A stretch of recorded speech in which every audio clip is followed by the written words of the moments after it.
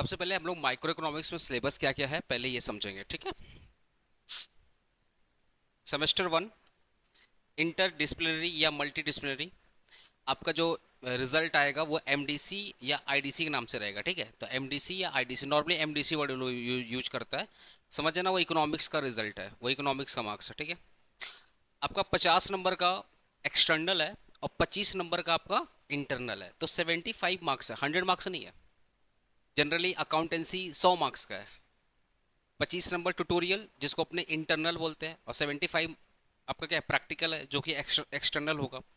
Eco आपका 75 का है, 25 का इंटरनल है और 50 का एक्सटर्नल है, ठीक है।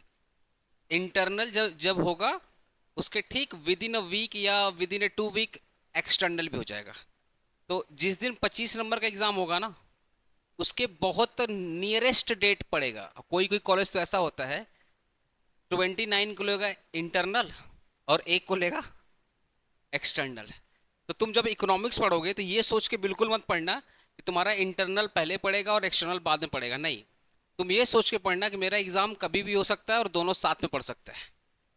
और जब फर्स्ट टाइम ये सिलेबस लॉन्च किया गया था सीसीएफ का, तो उस ईयर में देखा गया था 90% बच्चा इकोनॉमिक्स में फेल था, बिकॉज उनका दिमाग में क्या चल रहा था, इंटरनल पहले होगा एक्सटर्नल बाद में होगा, और 11 12 में तो पढ़े हैं यार, निकल जाएंगे। कॉलेज का प्रोफेसर लोग पता नहीं कौन से खुन्नस में था, सबको फेल कर दिया। 90% सीयू, अगर 1 लाख बच्चा होगा सीयू में तो 90,000 बच्चा ईगो में फेल था। पता नहीं क्या क्या इशू था, आई डोंट नो, बट भयंकर भयंकर फेलियर मार्क्स आया था। तो अपने को क्या करना है कि इको और अकाउंटेंसी को पैरेलली लेके चलना है, समझ गया। मैं तुमको बता रहा हूँ मेरे अंदर इतनी कैपेसिटी है कि मैं हफ्ता भर में पीपीएम खत्म कर दूंगा, हफ्ते भर में ईडी खत्म कर दूंगा, बचेगा क्या फिर। इंग्लिश इंग्लिश का वीडियो ऑलरेडी यूट्यूब पे पड़ा है, तुम जाकर देख लो। हारा बात समझ रहे। तो उसका टेंशन नहीं लेना, मेन तुमको टेंशन लेना है फाइनेंशियल अकाउंटिंग वन और इको को पैरेलली लेके चलना पड़ेगा। बिकॉज जो ये दो सब्जेक्ट में सबसे बेकार नंबर आता है, और जब सबसे ज़्यादा फेलियर भी इसी दो सब्जेक्ट में आता है, ठीक है। क्या क्या चैप्टर्स आप पढ़ेंगे पहले ये देख लो। जो चैप्टर वन है आपका इंट्रोडक्शन है। देखो नॉर्मली आप 11 12 में ये सब पढ़ के आए हो कि माइक्रो इकोनॉमिक्स किसको बोलते हैं, मैक्रो किसको बोलते हैं, पॉजिटिव किसको बोलते हैं, नॉर्मेटिव किसको बोलते हैं, ये सब प्रोडक्शन पॉसिबिलिटी कर्व, ये सब पढ़ के आप आए हो। नहीं पढ़ा है कोई बात नहीं। थ्योरी ऑफ डिमांड सप्लाई, जहाँ बहुत लोग इकोनॉमिक्स नहीं था, क्या है थ्योरी ऑफ डिमांड सप्लाई, ठीक है। उसके बाद थ्योरी ऑफ डिमांड सप्लाई में डिमांड पढ़ना है, फिर सप्लाई पढ़ना है, फिर इलास्टिसिटी ऑफ डिमांड पढ़ना है, इलास्टिसिटी ऑफ सप्लाई पढ़ना है। तो ये दोनों मिला करके एक ही चैप्टर, एक चैप्टर नहीं एक यूनिट है जिसका नाम है theory of demand and supply. पर देखो डिमांड अलग है, इलास्टिसिटी ऑफ डिमांड अलग है, सप्लाई अलग है, इलास्टिसिटी ऑफ सप्लाई अलग है। अगर मैं पॉइंट ऑफ व्यू देखा जाए तो यूनिट, एक unit, 2 unit, 3 unit, 4 unit, 4 chapter बना करके, 4 चैप्टर मिला करके एक यूनिट बना दिया है लोगों ने। 4 चैप्टर मिला करके एक यूनिट, ठीक है। उसके बाद कंज्यूमर बिहेवियर में आ जाओ। आपको concept of utility, marginal utility, consumer surplus, ये सब पढ़ना है। उसके बाद इनडिफरेंस कर्व, ठीक है, उसकी property, marginal rate of substitution, budget line equation, consumer equilibrium, ठीक है। तो ये देखा जाए यूटिलिटी एक एक एक टॉपिक, और इनडिफरेंस कर्व 2 टॉपिक। नॉर्मली ये 2 चैप्टर मिला करके एक चैप्टर बना दिया है, तो एक ही चैप्टर का पार्ट पर टॉपिक्स अलग अलग है। प्रोडक्शन एंड कॉस्ट, प्रोडक्शन एक चैप्टर हो गया, कॉस्ट एक चैप्टर हो गया, तो 2 चैप्टर मिला करके एक चैप्टर इन्होंने कर दिया, प्रोडक्शन एंड कॉस्ट, ठीक है। फिर रेवेन्यू एंड मार्केट। अब मार्केट में ना ये लोग simply firm under the perfect competition, price discrimination, monopoly, concept and condition. तो अब एक चीज देखो, परफेक्ट कंपटीशन पहला मार्केट, मोनोपोली और डिस्क्रिमिनेशन मोनोपोली, ये एक ही चैप्टर हो, तो ये एक चैप्टर हो गया मोनोपोली, और ये एक चैप्टर हो गया परफेक्ट कंपटीशन, ठीक है। और ये सब इसके बेसिक कॉन्सेप्ट वगैरह हो गए। तो रेवेन्यू एक चैप्टर है, मार्केट एक चैप्टर है, मार्केट में भी एक चैप्टर है अलग से, परफेक्ट कंपटीशन और मोनोपोली। तो देखा जाए revenue, perfect competition, monopoly, 3 chapter मिला करके एक चैप्टर। तो इसमें 3 चैप्टर ढुका है, इसमें 2 चैप्टर ढुका है, इसमें भी 2 चैप्टर ढुका है। इंडिफरेंस कर्व अलग से पढ़ेंगे, यूटिलिटी अलग से पढ़ेंगे, ऐसा बिल्कुल नहीं रहेगा कि यूटिलिटी में कॉन्सेप्ट कम है और इंडिफरेंस कर्व में ज़्यादा, नहीं, दोनों बराबर पैरेलली कॉन्सेप्ट है। तो 3 चैप्टर इसमें ढुका है, 2 चैप्टर इसमें दिखा है, 2 चैप्टर इसमें दिखा है, 4 चैप्टर इसमें दिखा है, एक चैप्टर इसमें। मैं अगर अगर मैं मार्क करूँ, थोड़ा थोड़ा काउंट करना तुम लोग। इसमें एक चैप्टर, सुनना, इसमें एक चैप्टर, इसमें टोटल 4 चैप्टर, कितने हो गए 5। इसमें 2 चैप्टर कितने हो गए? 7। इसमें 2 चैप्टर कितने हो गए? 9। इसमें 3 चैप्टर कितने हो गए? 12। तो 12 चैप्टर आपका इको है। और ये लोग कितना बोला है? 5। तो वो तो कहावत है ना, हाथी का दांत वाला, दिखाने का और खाने का। और 30 का यही है, दिखाने को है 5 यूनिट, पर उस 5 में टोटल 12 कॉन्सेप्ट है, 12 चैप्टर्स का कॉन्सेप्ट है। समझ पा रहा है मेरा बात? तो आपको लग रहा है कि सर सिलेबस तो काफ़ी आसान है, ऑब्वियसली आसान है, लेकिन लेंदी है। सिलेबस में कुछ दम नहीं है तो आसान पर लेंदी है, ठीक है। मैं ना ये इंट्रोडक्शन वगैरह मैं बाद में पढ़ाऊंगा। मैं इसमें समय, एक्चुअल में इको में सबसे कम टाइम तुमको मिलेगा पढ़ने को, मैं पहले बता दे रहा हूँ, ठीक है। तो मैं ये सबसे लास्ट में ही पढ़ाऊंगा। आया बस हमने ये, ठीक है। और मैं डिमांड एंड सप्लाई पढ़ा दे रहा हूँ, ठीक है। फिलहाल फिलहाल के लिए मैं चैप्टर यूनिट 2 स्टार्ट करूंगा। जो मेरा यूनिट 2 है, जिसका नाम क्या है? Theory of demand and supply. तो यूनिट 2 स्टार्ट करूंगा। देखो ना, theory of demand and supply.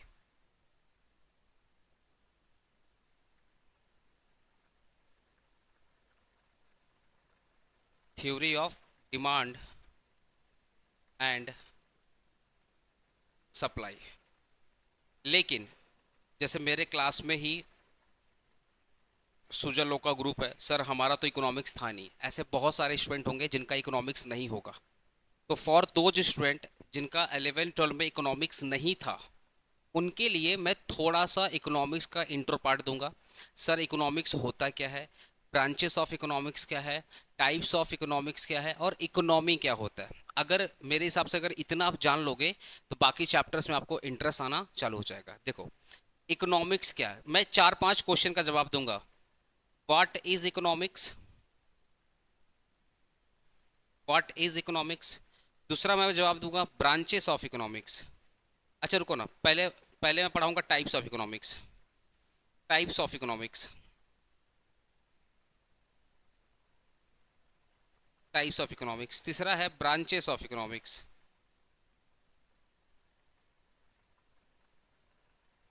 Branches of economics. चौथा है इकोनॉमी। इकोनॉमी क्या होता है ना। पांचवा होता है types of economy. Types of economy. और छठा है central problem of an economy. Central problem of an economy.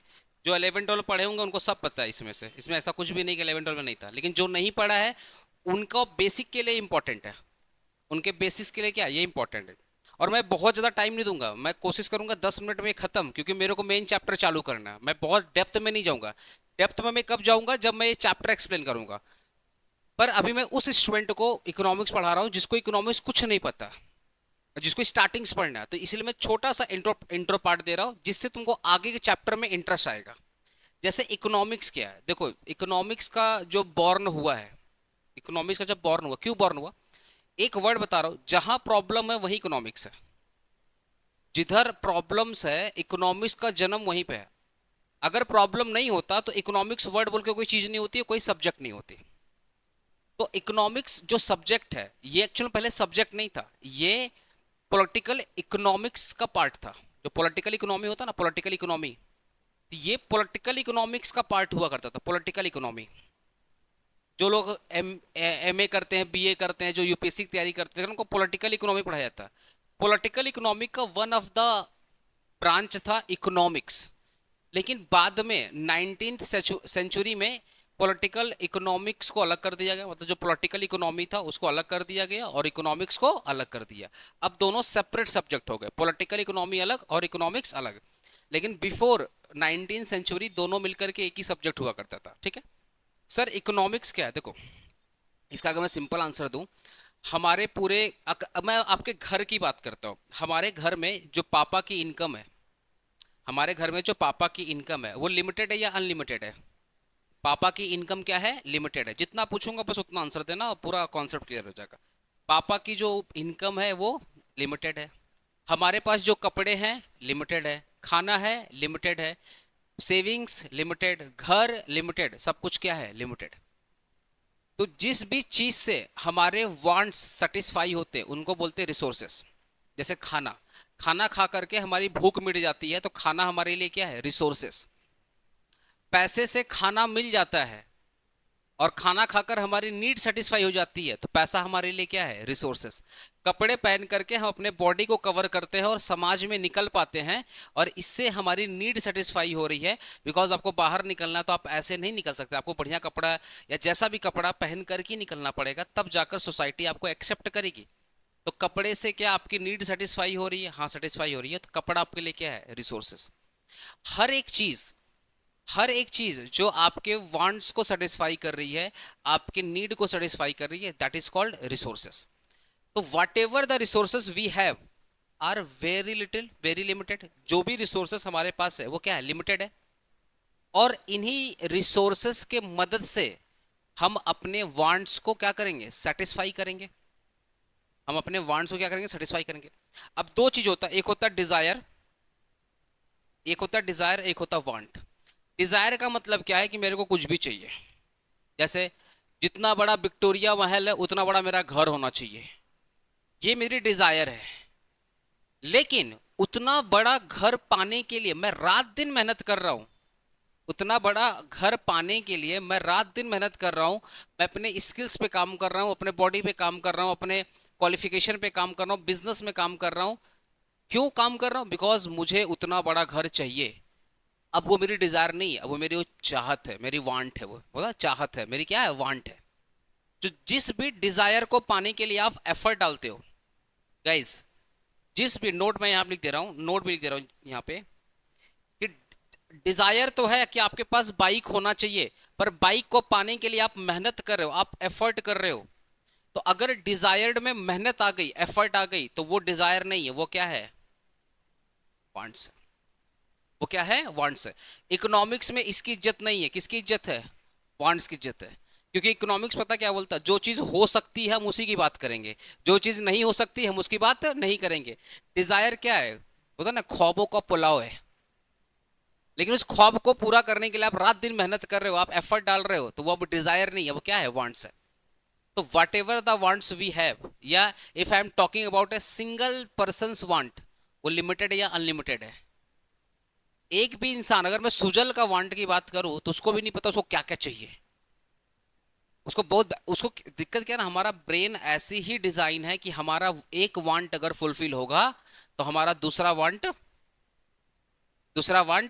खड़ा, कंप्लीट। एग्जांपल दे रहा हूं, अभी बहुत अच्छा एक मैं रील देख रहा था यूट्यूब पे, कि एक सड़क है, एक सड़क में एक पैदल आदमी जा रहा था। पता, ये सड़क है, ध्यान सुनना, ये सड़क है, ये आदमी पैदल जा रहा था, पैदल जा रहा था, ठीक है।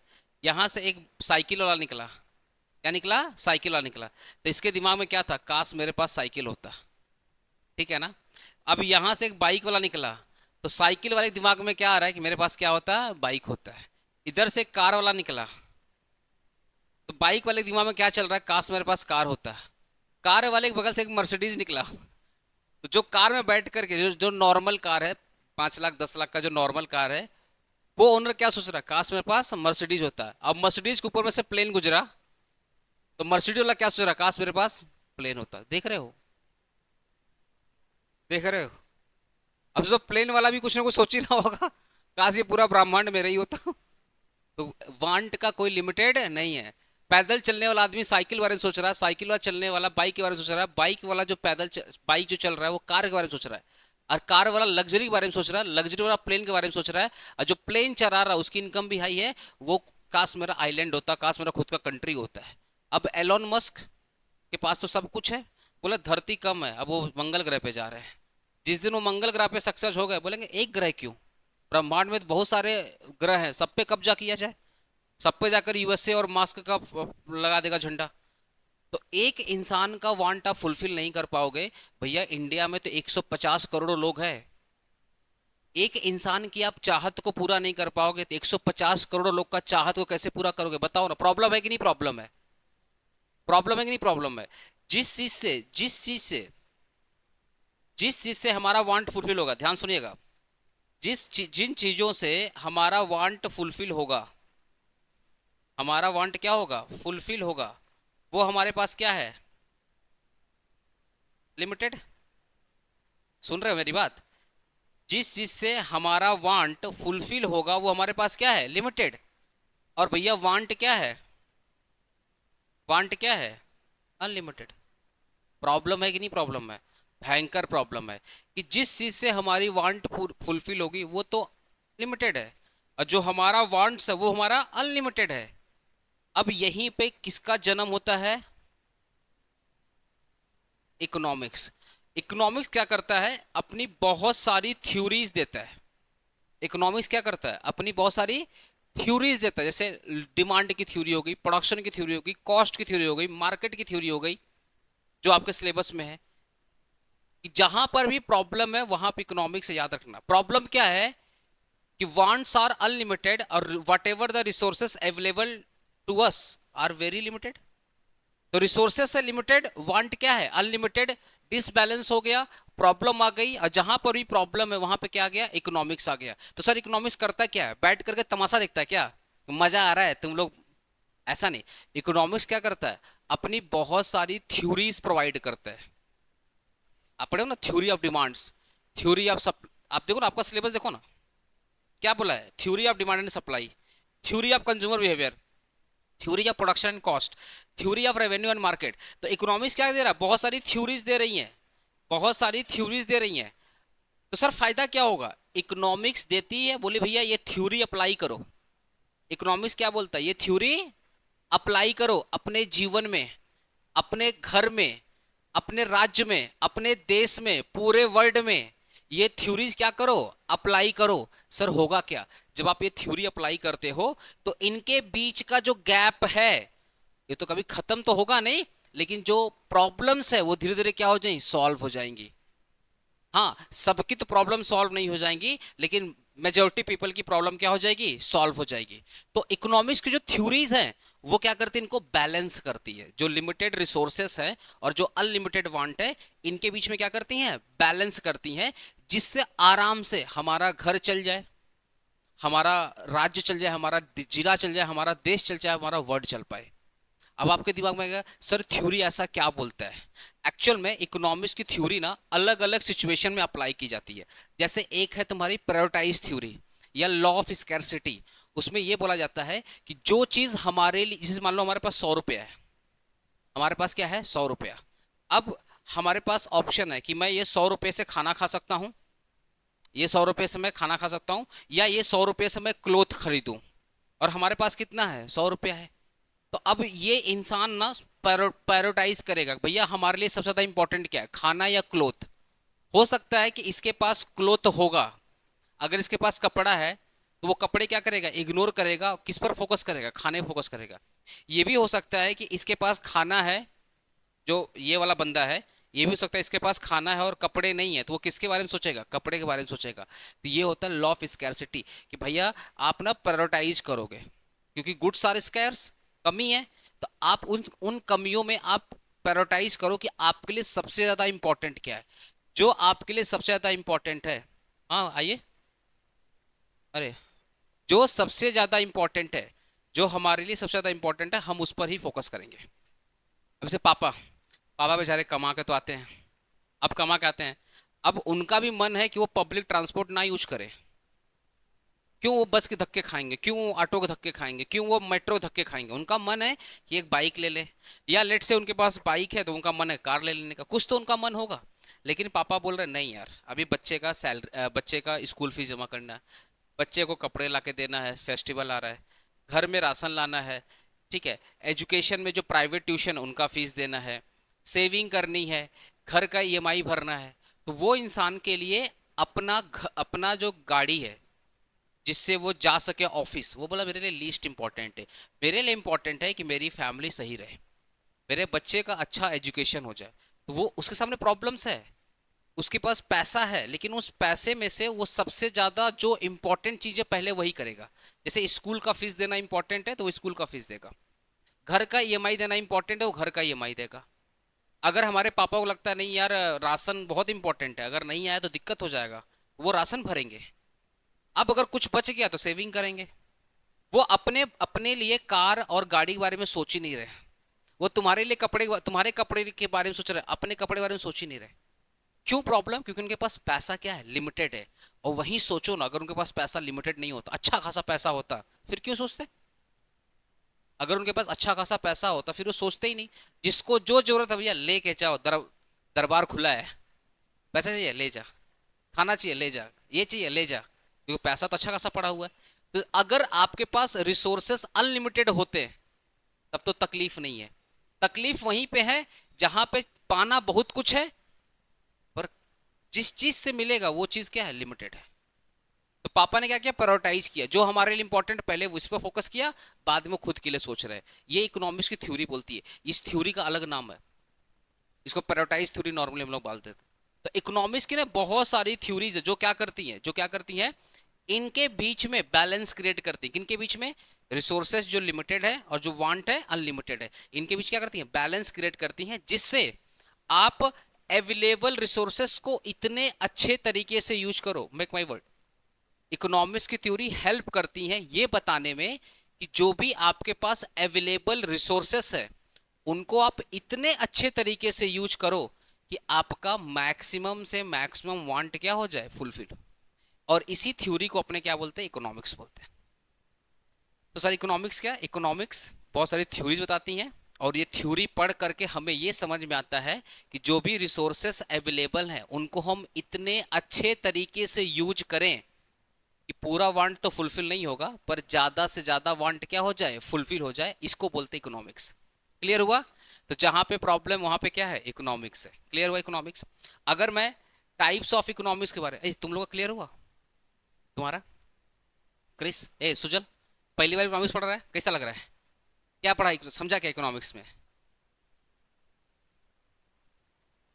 हाँ, अनलिमिटेड होता, वेरी गुड। बैलेंस कर सकते हैं, क्योंकि इकोनॉमिक्स की बहुत सारी थ्योरीज है, जब हम अप्लाई करते हैं तो हमारा जो अनलिमिटेड वांट है और जो लिमिटेड रिसोर्सेस है वो धीरे धीरे क्या होता है, बैलेंस होता है। देख, पूरा वांट तो फुलफिल नहीं होगा, पर थोड़ा बहुत तो हो जाएगा ना। तो इसी को अपने बोलते हैं इकोनॉमिक्स, ठीक है ना? इसकी बहुत सारी थ्योरी है। अगर मैं टाइप्स ऑफ इकोनॉमिक्स की बात करूं तो ये हमारा डन हो चुका है। ये दो टाइप की होती है, एक होती है पॉजिटिव इकोनॉमिक्स, एक होती है पॉजिटिव इकोनॉमिक्स, और एक होती है नॉर्मेटिव इकोनॉमिक्स। पॉजिटिव इकोनॉमिक, मैं इनकम लिख रहा हूँ, ये बाबा। एक होता है नॉर्मेटिव इकोनॉमिक्स। बोले ना, एक क्या होता है normative economics? Sir what is normative economics? पहले बात करते हैं पॉजिटिव। पॉजिटिव का मतलब क्या है, what is, that is called positive economics. Normative मतलब व्हाट वुड बी, या व्हाट ऑट टू बी। पढ़ा है ना? नहीं पढ़ा है तुम लोग? पॉजिटिव इकोनॉमिक्स क्या होता है? नहीं पढ़ा? ठीक है, पॉजिटिव इकोनॉमिक्स का मतलब, अच्छा ये चीज बहुत इंपॉर्टेंट, लिखो तो पॉजिटिव इकोनॉमिक्स का डेफिनेशन लिखो तो। तुम्हें आएगी क्या?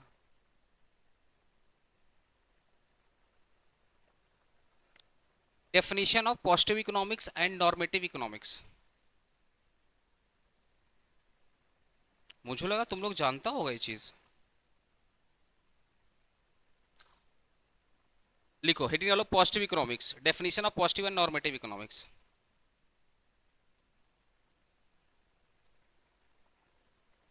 लिखो, positive economics means what is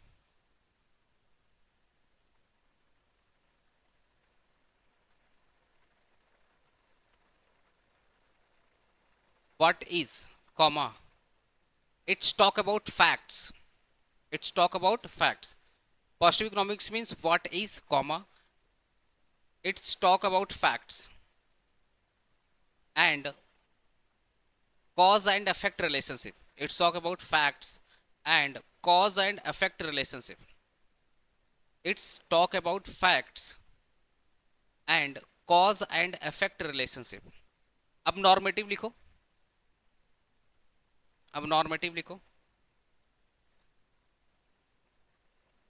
It means what should be done, it means what should be done, or what ought to be। Spelling देख लो, OUGHT, what should be done, or what ought to be।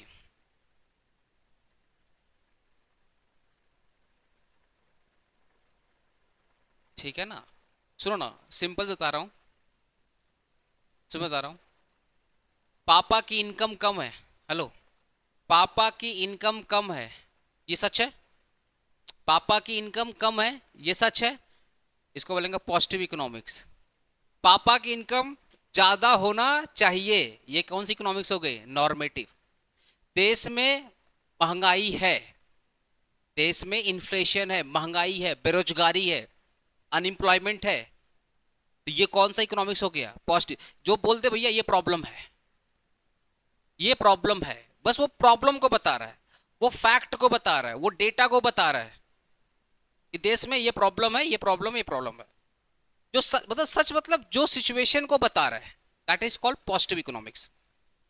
बेरोजगारी कम होना चाहिए, unemployment कम होना चाहिए, employment ज्यादा होना चाहिए, महंगाई कम होनी चाहिए, इन्फ्लेशन कम होनी चाहिए।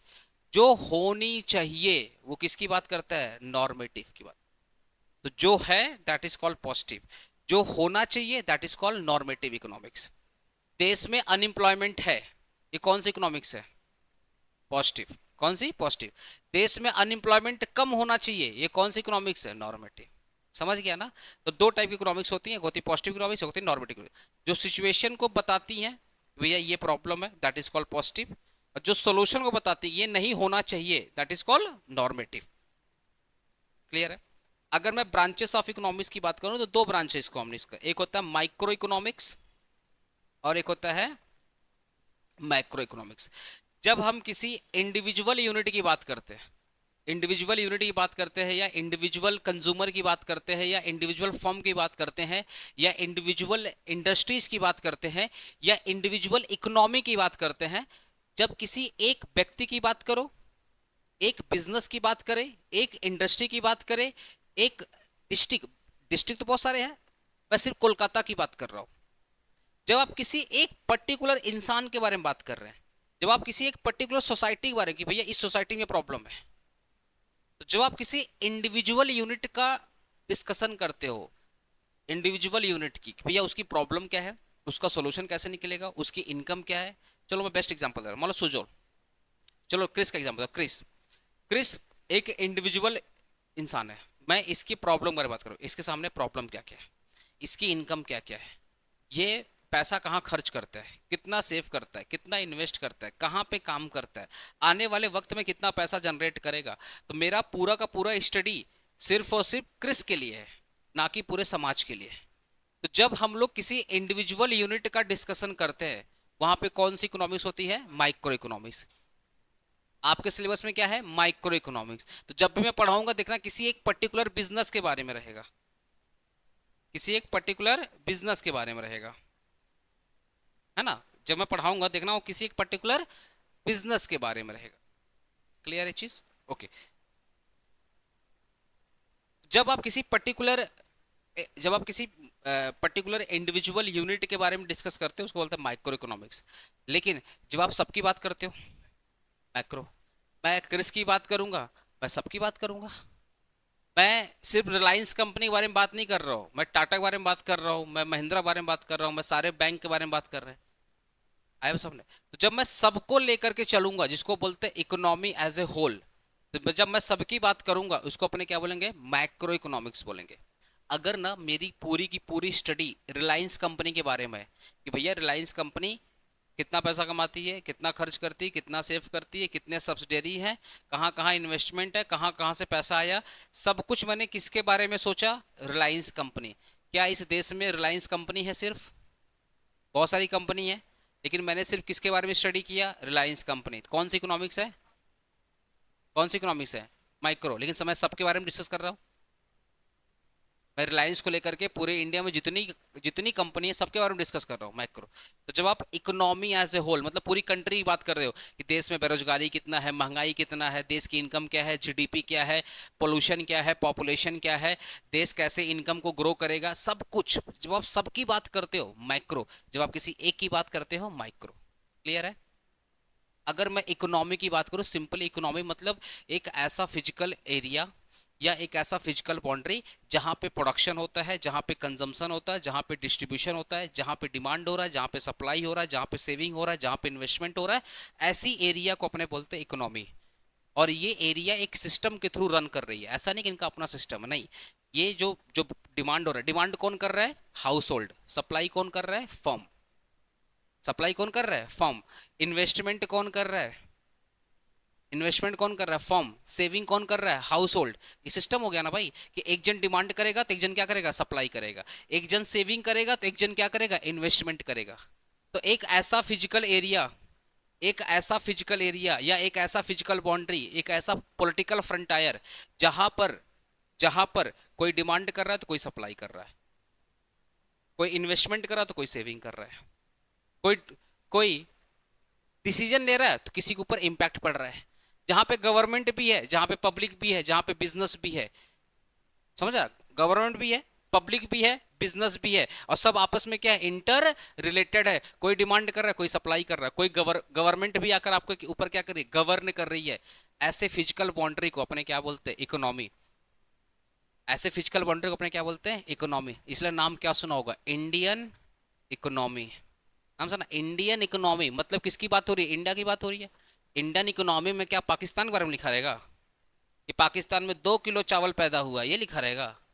जब आप इंडियन इकोनॉमी का चैप्टर खोलोगे तो इंडिया के बारे में लिखा रहेगा कि भैया इंडिया की जीडीपी ये है, इंडिया का डिमांड ये है, उसका प्रोडक्शन ये है, सप्लाई ये है, इन्वेस्टमेंट ये है, पहले क्या हुआ था, बीच में क्या हुआ, अभी क्या हो रहा है, सब कुछ लिखा रहेगा। तो इकोनॉमी में हिस्ट्री लिखी रहती है।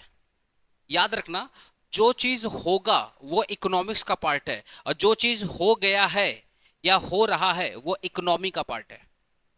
जो चीज होगा मतलब फ्यूचर, फ्यूचर जब फ्यूचर की बात होगी इकोनॉमिक्स, जब पास्ट और प्रेजेंट की बात होगी इकोनॉमी। क्लियर है चीज? ठीक है, तो इकोनॉमी क्या है? एक ऐसा फिजिकल एरिया जहां पे ये सारा काम होता है। ठीक है, अब बात करते हैं टाइप्स ऑफ इकोनॉमी। दो टाइप की इकोनॉमिक्स है, एक होती है ओपन इकोनॉमी और एक होती है क्लोज्ड इकोनॉमी। ठीक है, सबसे पहले क्लोज्ड। क्लोज मतलब विद इन द कंट्री। हमारे कंट्री में 3 प्रकार के लोग रहते हैं। एक जिसको बोलते हैं आम पब्लिक, वो है हाउस होल्ड। आम पब्लिक जिसको क्या बोलते हैं? House hold. एक है फर्म जिसको अपने बोलते हैं बिजनेस यूनिट, और एक है गवर्नमेंट। 3 टाइप के लोग ही रहते हैं इस देश में। 3 टाइप के लोग हैं। एक गवर्नमेंट है, एक गवर्नमेंट है, एक बिजनेस यूनिट है, और एक क्या है? पब्लिक है। इन्हीं तीनों को मिला दोगे तो बोलेंगे क्लोज्ड इकोनॉमी।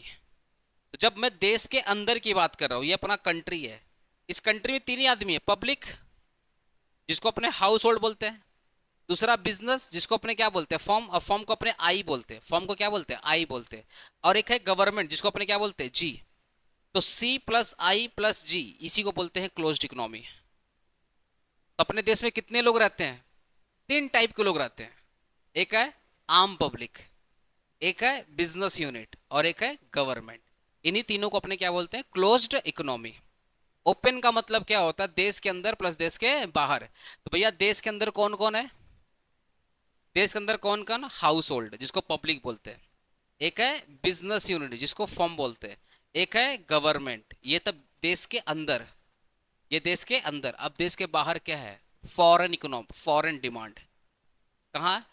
एक एक है एक्सपोर्ट और एक है इंपोर्ट। एक्सपोर्ट का मतलब उन्होंने डिमांड किया तो इंडिया वाले ने भेज दिया, और इंपोर्ट का मतलब इंडिया वाले ने डिमांड किया तो उन्होंने भेज दिया। इसको बोलते हैं एक्स माइनस एम। क्या बोलते हैं? X minus M. कितना एक्सपोर्ट हुआ और कितना इंपोर्ट हुआ। मान लो 100 रुपया का एक्सपोर्ट हुआ तो 100 रुपया देश के अंदर आया। अरे एक्सपोर्ट करेंगे, सामान भेजेंगे तो पैसा आएगा। तो 100 रुपया आया, 80 रुपया चला गया, तो कितना नेट आया? 20 रुपया। नेट कितना आया? 20 रुपीज। इसी को बोलेंगे नेट एक्सपोर्ट। क्या बोलेंगे? Net export. समझ गए? तो ओपन इकोनॉमी का मतलब होता है inside the country plus outside the country. Inside का मतलब हो गया आम पब्लिक जिसको बोलते हैं house hold, plus firm, plus government, plus net export. क्या बोलते हैं? Net export. नेट एक्सपोर्ट का मतलब होगा कि इंडिया ने टोटल एक्सपोर्ट कितना किया माइनस इंडिया ने टोटल इंपोर्ट कितना किया। इसी को मैं एक वर्ड बोलता हूं नेट फॉरेन डिमांड। इसको क्या बोलता हूं? Net foreign demand. तो अगर देखा जाए वर्ल्ड में 4 ही लोग रहते हैं, वर्ल्ड में 4 लोग रहते हैं। पहला आम पब्लिक जिसको अपने क्या बोलते हैं हाउस होल्ड, बिजनेस यूनिट जिसको क्या बोलते हैं आई, जी मतलब गवर्नमेंट, और एक है तुम्हारा रेस्ट ऑफ वर्ल्ड, क्या बोलते हैं rest of world. Rest of world का मतलब इंडिया पूरे वर्ल्ड को एक्सपोर्ट करती है और इंडिया पूरे वर्ल्ड से क्या करती है इंपोर्ट करती है। इसको अपने बोलेंगे फॉरेन डिमांड, क्या बोलेंगे foreign demand, net foreign demand. तो अगर हम चारों को ऐड कर दिए, इसको बोलेंगे सी, इसको बोलेंगे आई, इसको बोलेंगे जी, और इसको क्या बोलेंगे, कहाँ गया रे बाबा, तो सी प्लस आई प्लस जी प्लस एक्स माइनस एम, इसी को अपने क्या बोलते हैं बोलो ना, ओपन इकोनॉमी। ठीक है, सी प्लस आई को अपने बोलते हैं टू सेक्टर क्लोज्ड इकोनॉमी, क्योंकि दो है ना। सी प्लस आई को क्या बोलते हैं two sector closed economy. Government को ऐड कर दोगे थ्री सेक्टर क्लोज्ड इकोनॉमी, और जैसे ही नेट एक्सपोर्ट को ऐड कर दिया इसको बोलते हैं फोर सेक्टर ओपन इकोनॉमी। फिर से सुन लो, सी प्लस आई कितने हैं, दो है ना, दो है ना, तो two sector closed economy. Government को ऐड कर दिया three sector closed economy, foreign demand को ऐड कर दिया four sector open economy. Clear है चीज, ओके। अच्छा, सेंट्रल प्रॉब्लम ऑफ इकोनॉमी, किसी भी देश का सेंट्रल प्रॉब्लम क्या है, देश छोड़ो ना, देश छोड़ो ना, हमारे घर का सेंट्रल प्रॉब्लम क्या है देखो ना। मम्मी डेली पूछती है बाबू आज खाना क्या बनेगा, what to produce, what to produce, है ना। दूसरा, हम्म, फिर मम्मी बोलती, मान लो तुमने बोला मम्मी आज मस्त फाइव स्टार वाला खाना बनाओ, मम्मी बोलती बेटा कैसे बनेगा, हाउ टू प्रोड्यूस, है ना। फिर लास्ट में भड़क जाती है, इतना पंचायती क्यों, कौन तुम्हारे घर में आ रहा है, फॉर हुम टू प्रोड्यूस, ये जो तुम महान खाना बनवा रहा है फाइव स्टार वाला किसके लिए बना रहा है, फॉर हुम टू प्रोड्यूस। ऐसे ही पूरे देश में प्रॉब्लम भैया, इस देश में किस चीज़ का प्रोडक्शन होगा, खाने पीने का प्रोडक्शन होगा, कपड़े का प्रोडक्शन होगा, या शूट आउट एट वाटला समझ रहा, गन का प्रोडक्शन होगा, या बम का प्रोडक्शन होगा, एरोप्लेन का प्रोडक्शन होगा, या रेलवे का प्रोडक्शन होगा, सड़क बनाएंगे, यूनिवर्सिटी बनाएंगे, स्कूल बनाएंगे, कॉलेज बनाएंगे, दूसरे देश का हेल्प करेंगे, किस चीज़ भाई, क्या चीज़ का प्रोडक्शन होगा, पैसा तो लिमिटेड है। अरे देश के पास पैसा लिमिटेड या अनलिमिटेड है, लिमिटेड है। देश आज़ाद हुआ था कब, 1947, क्या 1947 हुआ था ना, क्या हर गांव में बिजली पहुंच गई है, अगर इतनी ही पैसा होता तो हर गांव में बिजली पहुंच जाती, हर गांव में नहीं पहुंची है। आया ना, क्या हर, आपको पता है इंडिया में करीबन 20 करोड़ लोग भूख से प्रताड़ित होते हैं, जिसमें से 2 करोड़ लोग मर जाते हैं हर साल। 20 करोड़ लोग को खाना नहीं मिलता, एक एक वक्त खाते हैं दूसरा वक्त नहीं खाते, उसमें से 18 करोड़ सरवाइव करते हैं और 2 करोड़ लोग मर जाते हैं खाने के बिना। एवरी ईयर 2 करोड़ लोग मरते हैं। अब माल न्यूट्रिशन में इंडिया बहुत बहुत मतलब नंबर वन काम किया है, कि हमारे यहाँ कुपोषण का बहुत लोग हैं। हम या तो बहुत ज्यादा खा के मोटा हो जाते हैं मेरे तरह, या तो खाते ही नहीं है।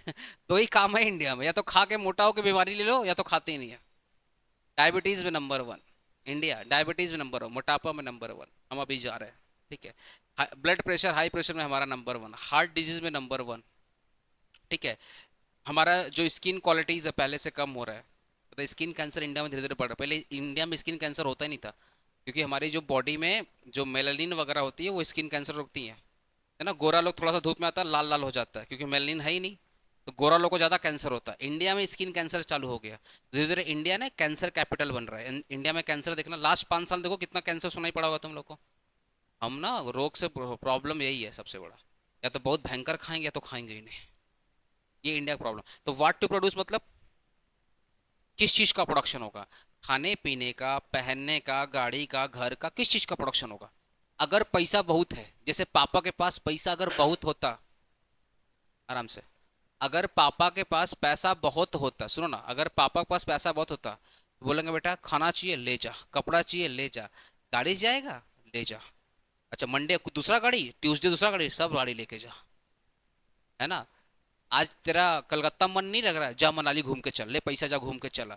अगर पैसा बहुत रहे तो प्रॉब्लम ही नहीं है। लेकिन प्रॉब्लम क्या है, पापा के पास पैसा बहुत कम है और हम लोग का वांट क्या है, ज्यादा है। तो अब तो पापा के सामने सबसे बड़ा प्रॉब्लम यही है, किस चीज़ का प्रोडक्शन करवाएं भाई, खाने पीने का, खाने पीने का। या वैसे ही देश के सामने किस चीज़ का प्रोडक्शन होगा, देश के पास जो रिसोर्सेस है वो लिमिटेड है, और देश के लोगों का वांट क्या है, अनलिमिटेड है। तो किस चीज़ का प्रोडक्शन करें, खाने पीने का करें, या देश की सुरक्षा के लिए गन बनाए, ब्रह्मोस मिसाइल बनाए, या देश का इंफ्रास्ट्रक्चर ग्रो करने के लिए डैम बनवाए, रोड बनवाए, ये बनवाए, वो बनवाए, या लोगों को एजुकेशन प्रोवाइड करने के लिए स्कूल बनवाए। तो इंडिया के सामने सबसे बड़ी प्रॉब्लम वो व्हाट टू बी प्रोड्यूस, किस चीज का प्रोडक्शन होगा। Next, how to produce. मान लो हमने डिसाइड किया खाने पीने और जो देश पे हमला करेगा बारूद का प्रोडक्शन, दो चीज का प्रोडक्शन करेंगे, गन का प्रोडक्शन करेंगे, देश की सुरक्षा के लिए गन का प्रोडक्शन करेंगे, और खाने पीने का प्रोडक्शन करेंगे। प्रॉब्लम आ रहा कैसे करोगे, क्या सारा काम मशीन से कराओगे? अगर सारा काम मशीन से कराओगे तो जॉब किसको मिलेगा? चलो ठीक, मशीन कैंसिल करो। अगर तुम सारा काम इंसान से करवाएगा तो इंसान तो है इंसान, वो 9 घंटा बोल करके 9 घंटा काम नहीं करेगा, 9 घंटे में तो 6 घंटे ही काम करेगा, 3 घंटे पंचायती करेगा। खाना खाने को मिला है आधा घंटा, वो 45 मिनट में खाना खाएगा बात करते करते। और इंसान का जिस दिन मूड खराब रहा, जिस दिन उसका ब्रेकअप रहा, उस दिन तो खराब सामान का प्रोडक्शन करेगा। पता चला गन बना देना तो कुछ और बना दिया। जिस दिन उसका मान लो उसकी बीवी उसको झाड़ू से मारी है, तो उस दिन आके और उसका मूड खराब रहेगा तो अलग तरीके से काम करेगा। क्योंकि इंसान इमोशनल होता है भाई, इमोशन के वजह से उसका प्रोडक्ट मतलब इफिशियंसी में प्रॉब्लम आएगा। लेकिन मशीन को कौन सा इमोशन है? मशीन को बोल दो आई लव यू, कोई फर्क नहीं पड़ रहा है, बोलेगा ब्रेकअप कर लो, कोई फर्क नहीं, वो तो अपना काम करते जाएगी, उसका कहाँ कौन सा उसका इमोशन हैम्पर हो रहा है। तो अगर तुम सारा काम मशीन से कराओगे तो काम तो बहुत फास्ट होगा, क्वालिटी भी अच्छी होगी, और हर एक क्वालिटी दूसरे से क्या करेगी, मैच करेगी, बिकॉज वो एक पता ना एल्गोरिदम पे काम करता है मशीन, तो वो कंसिस्टेंट होगा। लेकिन प्रॉब्लम हो जाएगा बेरोजगारी का। अगर तुम सारा काम इंसानों से कराओगे तो बेरोजगारी तो खत्म हो जाएगी, प्रोडक्शन कम हो जाएगा। कोई प्रोडक्ट जिस दिन मैसेज का रिप्लाई आया उस दिन मूड सही रहेगा, भयंकर काम करेंगे, और जिस दिन रिप्लाई नहीं आया मैसेज का उस दिन मूड खराब रहेगा, खराब काम कर देंगे, कभी अच्छा कभी खराब। किसी दिन काम करते करते आपस में लड़ गए, फैक्ट्री बंद, है ना, लड़ गए फैक्ट्री बंद। तो इंसानों में ये प्रॉब्लम है। तो ये प्रॉब्लम भैया, अब अपने को सिलेक्शन करना है, किससे प्रोडक्शन कराएं और किससे प्रोडक्शन ना करवाएं, किससे करवाएं और किससे प्रोडक्शन ना करवाएं। इसको बोलते हैं हाउ टू प्रोड्यूस। और फॉर हुम टू प्रोड्यूस, किसके लिए प्रोडक्शन करे भैया, रिच क्लास के लिए या मिडिल क्लास के लिए या लोअर क्लास के लिए। अब रिच में भी दो तीन ठो सेक्शन है, एक बहुत रिच, अपर रिच, एक ठो होता है मिडिल रिच, और एक ठो दिखाते हैं लोअर रिच। मतलब लोअर रिच मतलब ऐसा रिच जिसके पास मर्सिडीज है, मतलब वो लोअर रिच में आता है, इसके पास मर्सिडीज है। मतलब रिच क्लास में भी सेग्रीगेशन है। तो भैया प्रोडक्शन किसके लिए करें? अब बोलोगे सर क्या प्रॉब्लम, प्रॉब्लम है। अगर जो खाना रिच क्लास वाले खा रहे हैं वही खाना अगर मिडिल क्लास खा रहा है, और वही खाना अगर लोअर क्लास खा रहा है, तो रिच वाले क्लास खाना खाने छोड़ देंगे। बोले फर्क क्या रह गया मेरे उसके में? जो कपड़े रिच क्लास वाले पहन रहे हैं वही कपड़े अगर हम सब पहनना स्टार्ट करेंगे तो वो कपड़ा पहनना छोड़ देंगे। बोले फर्क क्या है, फर्क क्या है फिर? अपने आईफोन को लग्जरी देते हैं ना इंडिया में। अब देखना धीरे धीरे आईफोन का भी क्रेज कम होगा, क्योंकि धीरे धीरे ईएमआई फैसिलिटी आने के बाद सबके पास आईफोन धीरे धीरे आने ही वाला है। और आईफोन देखना इंडिया में पहले सस्ता भी हो गया, पहले आईफोन बहुत महंगा मिलता था, अभी सस्ता भी हो रहा है। तो अब आईफोन भी धीरे धीरे लग्जरी कम, क्योंकि रिच क्लास हर एक चीज को छोड़ेगा जिस पर मिडिल क्लास और लोअर क्लास का दबदबा होगा। तो रिच क्लास को अपना रिचनेस दिखाने के लिए अपने बर्थडे पार्टी में किसका बात करते हैं, बर्थडे पार्टी में किसका बात करते हैं, भाई एक तो केक मिल जाए काटने को, खाना पीना हो जाए, हैंग आउट हो जाए, बर्थडे वो हम अपना नॉर्मल बर्थडे वही बोलते हैं बेस्ट बर्थडे। वो लोग बर्थडे पार्टी कैसे करता है, वो लोग डिसाइड करता है हॉलैंड जाना है या जापान जाना है या कहाँ जाना है, फिर वहां जाकर के बुक करेगा, कौन सा 5 स्टार बुक करें, पूरा होटल ही बुक करने की बात करता है। तो उनका अलग ही हिसाब है, हमारा अलग हिसाब है, अंतर कंपैरिजन ही कुछ भी नहीं है। तो प्रॉब्लम क्या है कि रिच क्लास के लिए अगर प्रोडक्शन करोगे तो मिडिल क्लास और लोअर क्लास उसको अफोर्ड नहीं कर पाएगा, और लोअर क्लास के लिए प्रोडक्शन करोगे तो मिडिल क्लास और रिच रिच क्लास अफोर्ड तो करेगा पर पूछेगा नहीं, क्योंकि मिडिल क्लास का भी अपना ईगो है ना। हम ये चावल नहीं खाएंगे, 20 रुपया केजी कौन चावल खाएगा, बढ़िया चावल खाएंगे, 70 रुपया 80 रुपया केजी चावल खाएंगे। तो मिडिल क्लास के लिए प्रोडक्शन करोगे, मिडिल क्लास के लिए प्रोडक्शन करोगे तो रिच पसंद नहीं करेगा, रिच पसंद नहीं करेगा, और जो लोअर है वो बोलेगा मेरे लिए तो ड्रीम है। लोअर के लिए प्रोडक्शन करोगे तो रिच और मिडिल मिडिल नहीं पूछेगा, और रिच के लिए प्रोडक्शन कर दोगे तो ये दोनों रोना स्टार्ट कर देंगे, हमारा तो कोई है ही नहीं भगवान के सिवा। तो प्रॉब्लम तो आ गई ना। तो ये तीनों प्रॉब्लम को बोलते हैं सेंट्रल प्रॉब्लम, और ये हर एक देश को फेस करना पड़ता है। ठीक है, तो कितना मैंने पढ़ाया, इकोनॉमिक्स क्या है, लिमिटेड रिसोर्सेस और अनलिमिटेड वांट के बीच में बैलेंस क्रिएट करता है। टाइप्स ऑफ इकोनॉमिक्स जो है दैट इज कॉल्ड पॉजिटिव, और जो होना चाहिए नॉर्मेटिव। ब्रांचेस माइक्रो और मैक्रो। सिंगल इंडिविजुअल यूनिट का डिस्कशन करेंगे माइक्रो, पूरे देश की बात करेंगे, पूरे देश की बात करेंगे मैक्रो। इकोनॉमी एक ऐसा फिजिकल बाउंड्री जहां पर ये सारा काम होता है, प्रोडक्शन प्रोडक्शन वगैरह होता है। इकोनॉमी कितने टाइप्स की इकोनॉमिक्स है? दो, ओपन और क्लोज्ड। क्लोज का मतलब तीन लोग, house hold form government. Open का मतलब चार लोग, house hold form government foreign demand. Centre problem मतलब तीन, किस चीज का प्रोडक्शन होगा, कैसे होगा और किसके लिए होगा। तो जिसका भी इकोनॉमिक्स नहीं था, अरे बाप रे 45 मिनट हो गया, बाप रे। जिसका भी इकोनॉमिक्स नहीं था, फर्स्ट टाइम पढ़ रहे हैं, उसके लिए एक छोटा सा इंट्रो पार्ट हो गया। ठीक है, अब अपने चैप्टर का नाम क्या है? तो अब आप अपने चैप्टर पे आते हैं अपने लोग। सुजल, ठीक है ना, कोई दिक्कत नहीं है? तुम लोग पहली बार पढ़ाते इकोनॉमिक्स? तुम तीनों पहली बार पढ़ाते इकोनॉमिक्स? किसका नोट्स? अच्छा ठीक है, लिखा हुआ दे देंगे। अगर मैं डिमांड की बात करूं, देखो एक वर्ड है demand.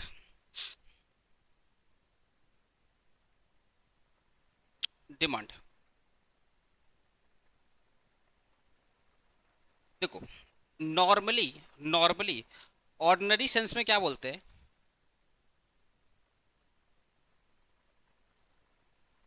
In ordinary sense demand means desire, desire for a commodity, desire for commodity. Ordinary sense में, ऑर्डिनरी आम भाषा में डिमांड का मतलब क्या हो गया? Desire for a commodity. जैसे अपने पापा, पापा से अगर अपने दो चार चीज मांगना स्टार्ट कर दे, पापा भड़क के बोलते बेटा तेरा बहुत डिमांड बढ़ गया। पापा तो इकोनॉमिक्स या तो पढ़े तो भूल गए, या तो पढ़े नहीं होंगे। दो ही चीज हो सकता है, या तो पढ़े तो भूल गए, या तो पढ़े नहीं होंगे। तभी वो तभी वो वर्ड यूज करते हैं, तेरा बहुत डिमांड हो रहा है। वो गलत है।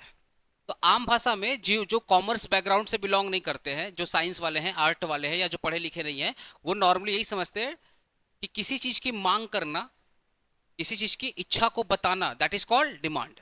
पर ऐसा नहीं है। इकोनॉमिक्स बोलता है demand should be effective.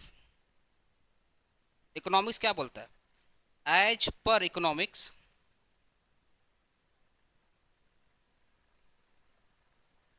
As per economics demand should be effective. Sir effective का मतलब जो सच में हो जाए, ऐसा डिमांड जो सच में हो जाए वही डिमांड होगा। और जो हो ना पाए वो डिमांड ही नहीं है, वो जस्ट तुम्हारा एक ख्वाब है, उसको डिमांड मत बोलना। जो हो जाए, जो इकोनॉमी में हो जाए, इकोनॉमी समझ रहे हो, कंट्री। इकोनॉमी क्या है? कंट्री। जो इकोनॉमी में हो जाए वही डिमांड है, और जो हो ना पाए वो डिमांड नहीं है, वो डिजायर है जस्ट। तो as per the economics demand should be effective. अब क्वेश्चन आ रहा है, सर ये इफेक्टिव डिमांड होगा कैसे? अब क्वेश्चन तो ये आ रहा है ना, सर इफेक्टिव डिमांड होगा कैसे? इफेक्टिव डिमांड होगा कैसे? इसका तीन पार्ट है, इसका सॉरी इसका दो पार्ट है।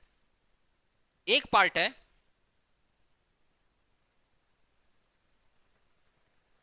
Creation of demand,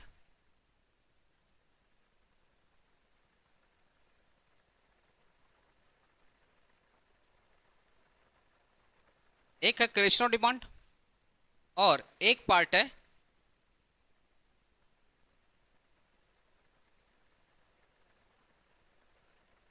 expression of demand. Demand का मतलब just desire in ordinary sense. Economics क्या बोलता है भैया? डिमांड मतलब इफेक्टिव, इफेक्टिव मतलब जो सच में हो जाए। तो कोई भी डिमांड इफेक्टिव तभी होगा जब आप दो चीज को फुलफिल करोगे, पहला एक्सप्रेशन, सॉरी पहला क्रिएशन, फिर एक्सप्रेशन। क्रिएशन का मतलब क्या है? इकोनॉमिक्स बोलता है सबसे पहले डिमांड हम लोग क्रिएट करते हैं। इकोनॉमिक्स क्या बोल रहा है? सबसे पहले हम डिमांड क्या करते हैं? क्रिएट करते हैं। तो सर डिमांड कैसे क्रिएट होगा? इकोनॉमिक्स बोलता है हम सबसे पहले डिमांड क्रिएट करते हैं। तो क्वेश्चन आ रहा है, सर डिमांड कैसे क्रिएट होगा? तो उन्होंने बोला पहला, आपके मन में होना चाहिए डिजायर। आपके मन में क्या होना चाहिए? डिजायर। ठीक है, या डिजायर बोल दो या वांट बोल दो, है ना। तो पहला आपके मन में होना चाहिए डिजायर या वांट। दूसरा बोलता है भैया डिजायर के साथ साथ, डिजायर या वांट के साथ साथ आपके पॉकेट में पैसा भी होना चाहिए, जिसको बोलते हैं औकात। तो इसको बोलते हैं अपने परचेजिंग पावर, या इसको अपने बोलते हैं, हाँ, परचेजिंग पावर। और तीसरा बोलता है कि परचेजिंग पावर के साथ साथ पे करने का मन भी होना चाहिए। इसको बोलते हैं विलिंगनेस टू पे या एबिलिटी टू पे। इसको बोलते हैं मन में इच्छा भी होना चाहिए, विलिंगनेस टू पे या एबिलिटी टू पे। तो इकोनॉमिक्स पता क्या बोलता है, सुनो, इकोनॉमिक्स बोलता है क्रिएशन ऑफ डिमांड। अगर आप ये तीन आपके पास है तो आपने डिमांड क्रिएट कर दिया। अगर आपके मन में वांट है, इच्छा है, चाहत है, पहला चीज। लेट से आपको चाहिए बाइक, तो बाइक खरीदने के लिए आपके पास क्या होना चाहिए, पैसा, मतलब परचेजिंग पावर होना चाहिए। ख्वाब तो है बाइक का, पैसा 1 रुपया भी नहीं है, तो जस्ट ख्वाब है, डिमांड नहीं है। तो अगर आपके पास डिजायर है, वांट है, तो आपके पास क्या होना चाहिए, परचेजिंग पावर। लेट से आपको बाइक चाहिए, बाइक आएगा 2 लाख रुपया का, आपके पास 2 लाख रुपया है, पर पे करने का मन नहीं है। सपना देख रहे हो, काश कोई मेरा गरीबी देख के फ्री में दिला दे। मतलब पैसा रखा है, 2 लाख रुपया रखा है, बाइक लेने का मन भी है, पर वो 2 लाख रुपया खर्च करने का मन नहीं है। बाइक आएगा, बाइक आएगा क्या, वही हिसाब हो गया। खाना, भूख लगा है, भूख लगा है, पॉकेट में पैसा भी है, ठीक है, लेकिन वो पैसा खर्च करने का मन नहीं है। अब आप ढूंढ रहे हो कोई दोस्त मिल जाए, पकड़ के चूना लगा दे उसको। वही, फिर वही दोस्ती वाली फिर याद आएगा, काश कोई दोस्त मिल जाता, ड्रामा करते भाई भूख लगा तो खिलाई देगा। सोचो पैसा है उसके पास, तुम लोग रिलेट क्यों कर रहे हो आपस में। पैसा है, पैसा है, खाने का मन भी है, पर खर्च करने का मन नहीं है। लेकिन अगर मेरे को भूख भी लगा है, ठीक है, मेरे पास पैसा भी है, और जो भी बिल आएगा हम पे भी करेंगे, खुशी खुशी पे करेंगे। अब कोई चीज आपको रोक सकती है क्या, अब आपको कोई चीज रोक सकती है क्या, नहीं। अब आप भागे भागे जाओगे रेस्टोरेंट, कैफे, वटेवर, कहीं भी जाओगे जहां पर आपको खाने का इच्छा होगा। तो अगर आपके मन में, अगर आपके पास ये तीन चीज है, तो आपने डिमांड क्रिएट कर दिया। लेकिन अभी तक डिमांड क्रिएट हुआ है, पर डिमांड हुआ कहाँ, जस्ट अभी ये माइंड में क्रिएट हुआ। अब आपको डिमांड क्या करना पड़ेगा, एक्सप्रेस करोगे। कैसे एक्सप्रेस करोगे, एक्सप्रेशन के लिए भी तीन चीज है। पहला, अरे भाई कैसे एक्सप्रेस करोगे, बोलो, हाँ, क्वांटिटी, क्वांटिटी, प्राइस, और क्या बोलोगे, टाइम पीरियड।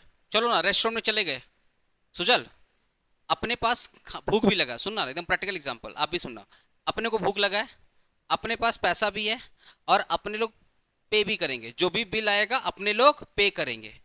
अब रेस्टोरेंट, मान लो ये रेस्टोरेंट है, अब अपने लोग जाकर क्या बोलेंगे, पूरा रेस्टोरेंट का खाना लेकर आओ, क्या बोलेंगे, अपने लोग क्या बोलेंगे, भैया 3-4 प्लेट सब्जी लाओ, 5-10 रोटी लेकर आओ, चावल लेकर आओ, यही नहीं जाकर ऑर्डर देंगे। तो आप किसकी बात करोगे, क्वांटिटी की बात करोगे, और मेन्यू तो पढ़ोगे, और हर क्वांटिटी पीछे क्या लिखा रहेगा, प्राइस। तो वो कहीं ना कहीं प्राइस की बात हो रही है। इतना बुद्धि तो है, जो ऑर्डर कर रहा है उसका प्राइस तो होगा ही। और प्लस क्या बोलते हो, खाना परसों लेकर आना, पहले ही बोलते भैया कितना जल्दी आया खाना, जल्दी बताओ, भूख लगा है। तो किसकी बात करते हो, टाइम पीरियड की बात करते हो, किसकी बात करते हो, टाइम पीरियड। तो जब हम लोग डिमांड को एक्सप्रेस करते हैं, तो वो कैसे, बोल के थोड़ी करते हैं, हरकतों से करते हैं। अब वो हरकत क्या है, क्वांटिटी, प्राइस और टाइम पीरियड, क्वांटिटी, प्राइस और टाइम पीरियड। अगर एक्सप्रेशन ऑफ डिमांड है और क्रिएशन ऑफ डिमांड है, अगर ये मिल गया, अगर ये मिल गया, तब जाकर क्या, कौन सा डिमांड बनेगा, इफेक्टिव डिमांड बनेगा। इफेक्टिव मतलब अब ये डिमांड होगा, अब ये डिमांड होगा। अब मैं तुमको प्रैक्टिकल एग्जांपल दूंगा, कभी न कभी तुम्हारे जीवन में हुआ ही हुआ है, ऐसा हो ही नहीं सकता। अगर तुम सच में डायरेक्टली बीकॉम में आ गया तब तो नहीं हुआ होगा, लेकिन अगर तुम आराम आराम से LKG से अपर KG, लोअर KG, समझ गया ना, 1 2 3 4 5 ऐसे करके तुम अगर ग्रेजुएशन में आया होगा, तो तुम्हारे जीवन काल में कभी न कभी हुआ ही होगा कि लिखते लिखते या तो तुम्हारी पेंसिल टूट गई, या तुम्हारा पेन से इंक इंक खत्म हो गया, या पेन ही टूट गया, या पेन चोरी हो गया होगा। कभी न कभी हुआ ही होगा, हुआ होगा ना। तो मन में कौन सा इच्छा था, पिज्जा का। अगर लिख रहे हो और पेन में इंक नहीं है, या पेन चोरी हो गया, या पेन टूट गया, तो मन में किसका इच्छा आता, किसका इच्छा आता है? पेन का। क्या परचेजिंग पावर रहता है पेन का? ऑब्वियसली पेन तो खरीद सकते हो। फ्री में पेन कभी नहीं, कोई स्टूडेंट सोचता ही नहीं फ्री में चोरी करना, सरस्वती माँ गुस्सा हो जाएंगे। अपने को तो यही लगता है ना कि फ्री को तो चाहिए ही नहीं, सरस्वती माँ गुस्सा हो जाएंगे। तो अपने क्या है कि पेन का जो दाम होगा पे कर देंगे। तो अपने को क्या लगता है, भैया पेन चाहिए, पेन का पैसा भी है, और जो पेन का दाम होगा अपने दे देंगे, कोई दिक्कत नहीं। क्या तीन चीज है? तीन चीज है। अब अपने क्या करेंगे, बस तीन चीज करके लेट जाएंगे। अब पेन का ड्रीम देखेंगे, आई तो पेन आ रहा है, ये भागे भागे दुकान में जाएंगे। दुकान में क्या बोलोगे, पूरा पेन दे दो? क्या बोलोगे? एक पेन या दो पेन, कितना वाला? 5 वाला, 10 वाला, 20 वाला बोलते हो ना? क्या बोलते हो, अभी दे दो या 4 दिन बाद दे दो? अभी दे दो, देख लो। तो डिमांड को आप कैसे क्रिएट करते हो? तीन चीज से। कैसे क्रिएट करते हो? डिजायर, परचेजिंग पावर और विलिंगनेस। और एक्सप्रेस कैसे करते हो? Quantity, price and time period. अगर ये छह चीज है तो भैया इकोनॉमी में डिमांड होगा। इकोनॉमिक डिमांड होगा, और छह में से अगर एक भी मिसिंग रहा, डिमांड नहीं होगा। इसलिए इकोनॉमिक्स बोलता है कि डिजायर से काम नहीं चलेगा। डिजायर के अलावा ये भी लाओ, ये भी लाओ, ये भी लाओ, ये भी लाओ। अगर सब कुछ मिल गया तो डिमांड होगा, अदरवाइज डिमांड नहीं होगा। इसी को अपने बोलते हैं इफेक्टिव डिमांड। इसे क्या बोलते हैं? Effective demand. डेफिनेशन लिखो इसका।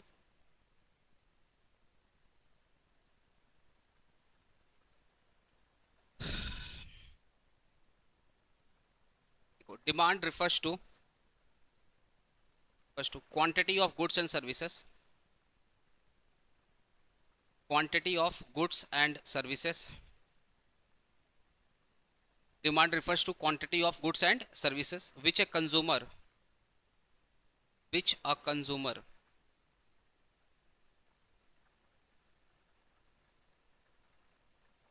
which a consumer are willing to purchase. Demand refers to quantity of goods and services which a consumer are willing to purchase at a certain price, at a certain price during a given period of time, during a given period of time, given during a given period of time.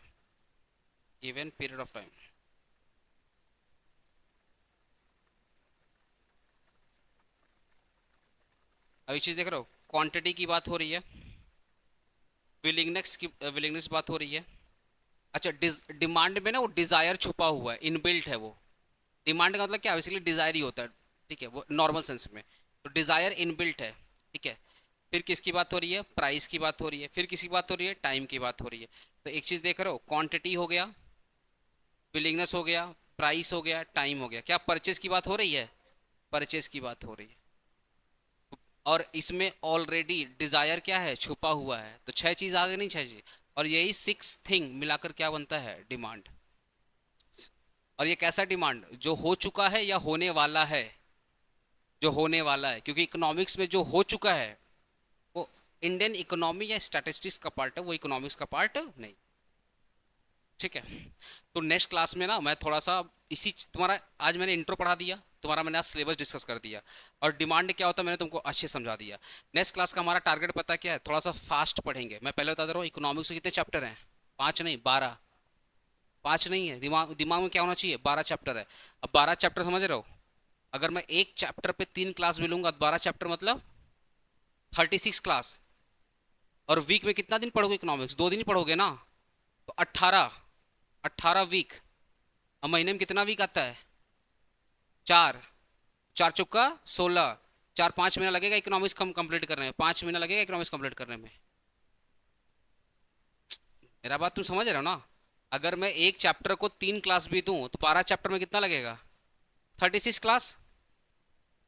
36 week में कितना class दूंगा? 2। तो कितना week लगेगा तुम्हारे, है ना? अगर एक वीक में 2 क्लास, भाई तो आप तुम्हारा कम से कम 4 महीना लगेगा। और भी तुम्हारा पास चल क्या रहा है? जुलाई। जुलाई 4 महीना ऐड करो, कितना हो रहा है? अब बीच में दुर्गा पूजा, छठ पूजा, दिवाली पूजा, क्रिसमस, न्यू ईयर, विश्वकर्मा पूजा, गणेश पूजा, वो भी तो है। सेंटर भी तो बंद रहेगा। और हम भी तो इंसान है, मेरा भी तबीयत खराब हो सकता है। मतलब पॉसिबिलिटी की बात कर रहा हूँ। तो कुछ भी हो सकता है, इसलिए टाइम कुछ भी नहीं है, थोड़ा सा मैं फास्ट ही पढ़ूंगा, मेरा बात समझ रहा है। ग्रेजुएशन में पढ़ाना मैटर नहीं कर रहा आज के टाइम पे। आज के टाइम पे पता है, जो टाइम पे सिलेबस पूरा कर दे और जो टाइम पे बच्चों को सर्विस दे दे, वही सबसे बड़ा मैटर कर रहा है। आज के टाइम पे ना बच्चा देख ही नहीं रहा है टीचर का क्वालिटी क्या है। बच्चा जिस एक भी टीचर ना मेहनत से पढ़ा रहा उसका जज ही नहीं करेगा। एक चैप्टर नहीं पढ़ाएगा ना, घूम घूम घूम कर डिंडोरा पीटेगा, एक चैप्टर नहीं पढ़ाया था। और वही बकवास टीचर जो सब पढ़ा दिया है लेकिन बच्चे सेटिस्फाई नहीं है, तारीफ करेगा मेरा टीचर तो भगवान का दूसरा रूप है, टाइम पे पढ़ा दिया। क्या हो गया आजकल बच्चा को, हमको ये भी नहीं पता। ठीक है ना, मिलते हैं नेक्स्ट क्लास में।